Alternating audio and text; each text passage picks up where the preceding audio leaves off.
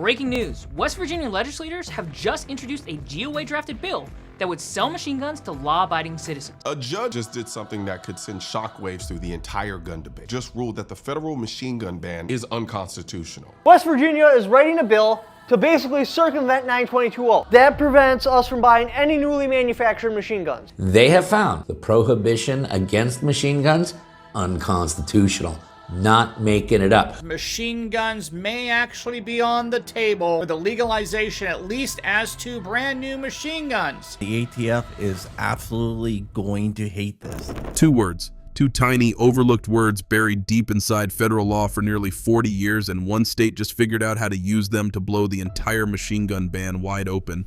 What's wild is that Congress wrote these words themselves, and now they might be the very thing that unravels one of the most controversial gun restrictions in American history. Alright, so here's what's going on. West Virginia has introduced a piece of legislation that is unlike anything we've ever seen attempted at the state level. This isn't some symbolic resolution. This isn't a feel-good bill that goes nowhere. This is a carefully crafted legal strategy that takes the federal government's own statutory language and turns it into a weapon against the federal government's own regulations. And the agency that's going to feel this the hardest, the Bureau of Alcohol, Tobacco, Firearms and Explosives, is almost certainly going to lose its mind over this. But before we get into exactly how this bill works and why it's so significant, we need to understand the problem it's trying to solve, because that context is everything.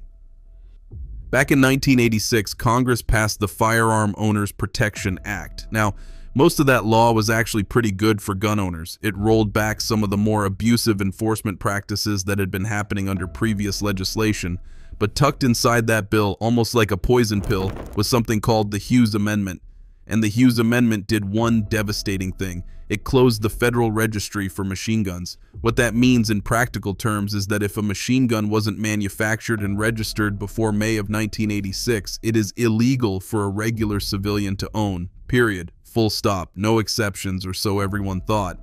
Now here's why that matters so much. When you artificially freeze the supply of something but demand stays the same or even grows, prices go through the roof. That's basic economics. So, a transferable M16, a rifle that the military buys for a fraction of the cost, now sells on the civilian market for $30, $40, $50, sometimes north of $60,000. We're talking about a piece of machined aluminum and steel that costs a fortune, not because of what it is, but because of an arbitrary date on a calendar. The gun itself isn't rare in any meaningful sense. The government just made it artificially scarce. And for nearly 4 decades, that's been the reality. People have challenged it, people have complained about it, but nobody has found a real, actionable way around it, until now. And the way West Virginia is doing this is so clever that it deserves a very careful breakdown.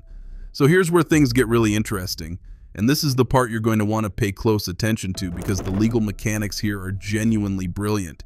The federal statute that governs all of this is 18 U.S.C. Section 922. That's the section of federal code that contains the machine gun ban. But like a lot of laws written by people who didn't fully think through every implication of their own language, there's an exemption built right into the text. The law explicitly states that the ban does not apply to transfers to or by a state. To or by. Those are the 2 words I mentioned at the top. And they change everything. Now, historically, most people have assumed this exemption exists so that police departments and state agencies can buy and sell machine guns for law enforcement purposes. That makes sense on the surface. But here's the critical detail that everyone has overlooked. The statute doesn't say to or by a law enforcement agency. It doesn't say to or by a police department. It says to or by a state. West Virginia might have just found the ultimate loophole to defeat the federal machine gun ban. Did you know that state and federal governments could transfer machine guns to us civilians? And so the way the court has been dodging the bullet, so to speak, is just to say, well, the Second Amendment does not even protect these firearms. But any new machine gun built after 1986, you cannot possess as a general matter. They must be made before May 1st, 1986 to be transferred legally on a civilian. Guns are scary. Let's ban them. No, they actually have to prove that banning something is in line with historical gun laws. And a state is not the same thing as a police department. A state is a sovereign entity. It can create agencies, departments, and organizations that operate under its authority. And that distinction, that gap between what people assume the law meant and what the law actually says is exactly where West Virginia is driving this legislation straight through. Here's the plan. The bill would establish a state-run entity in West Virginia. Think of it like a state-operated firearms office. If you want an analogy, think about how some states run their own liquor stores through state-controlled ABC stores. Same concept, completely different product. This state entity would have the legal authority to purchase machine guns, including brand new post-1986 manufactured machine guns, because as a state entity, the federal ban simply does not apply to it. The state can buy whatever it wants, new production guns, current military models, anything. The registry closure doesn't touch state transfers. And then here's the key move. The state entity transfers those machine guns to individual citizens. And because that transfer is being done by the state, the argument is that it falls squarely within the federal exemption. The transfer isn't from a private dealer, it isn't from an individual, it's from the state itself. And the law says transfers by a state are exempt. Now let's talk about why this argument has real teeth, because I know some of you are already thinking this sounds too good to be true. And look, healthy skepticism is warranted. The federal government doesn't usually take kindly to states finding creative ways around federal restrictions. But the strength of this approach lies in something called textualism, and it's the dominant method of legal interpretation used by the current Supreme Court. Textualism means you interpret a law based on what it actually says, not what legislators might have intended or what some bureaucrat thinks it should mean. The words on the page are what matter, and the words on the page say, to or by a state. They don't say to or by a state for law enforcement purposes only. They don't say to or by a state agency engaged in official police functions. They just say to or by a state. If Congress wanted to limit that exemption, they had every opportunity to write narrower language. They didn't. And you don't get to retroactively add restrictions to a statute just because someone found a use for it that you didn't anticipate. This is one of the most aggressive and constitutionally grounded state-level Second Amendment moves I've ever seen. All thanks to a massive exemption in the Hughes Amendment that we at GOA dug up and turned into a roadmap to shred the post-86 machine gun ban. It is a bill that was introduced in West Virginia that uses the federal government's own words against them. There's a litany of case law that obviously says that the Second Amendment protects all modern firearms in common use today. What if the so-called Hughes Amendment isn't as airtight as they've told us for the last 40 years? But here's the thing. There are 740,000 legally owned machine guns in the U.S. today. Eric Pratt, the senior vice president of Gun Owners of America, put it perfectly when he said that Congress included an explicit exemption for transfers to or by a state, and that language matters. That's not spin. That's not wishful thinking. That's a straightforward reading of the statute.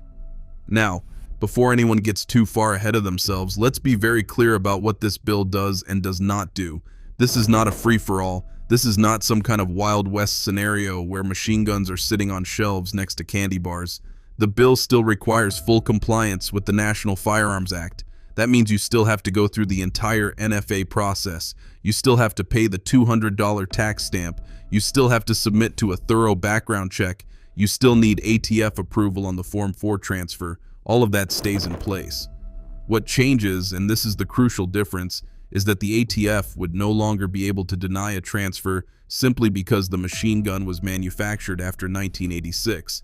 The date restriction, the whole foundation of the Hughes Amendment's practical effect, gets neutralized. The gun is still regulated, the buyer is still vetted, the process is still controlled, but the artificial scarcity disappears. And when the artificial scarcity disappears, the insane price inflation disappears with it. Suddenly, a machine gun doesn't cost as much as a new truck. It costs what a machine gun actually costs to manufacture plus the regulatory overhead. That's a monumental shift. Now let's talk about what happens next, because this is far from over. Even if the bill passes, the ATF is going to fight this. That's a guarantee. They're going to argue that this interpretation circumvents congressional intent. They're going to claim that the exemption was never meant to be used this way, and they might even try to simply refuse to process the transfers. But here's why the legal positioning of this bill is so strategically smart. If the ATF refuses to honor the transfers, West Virginia sues. And when West Virginia sues, it's not some random individual going up against the full weight of the federal government. It's a state. a sovereign state with its own legal resources, its own standing, and its own constitutional authority.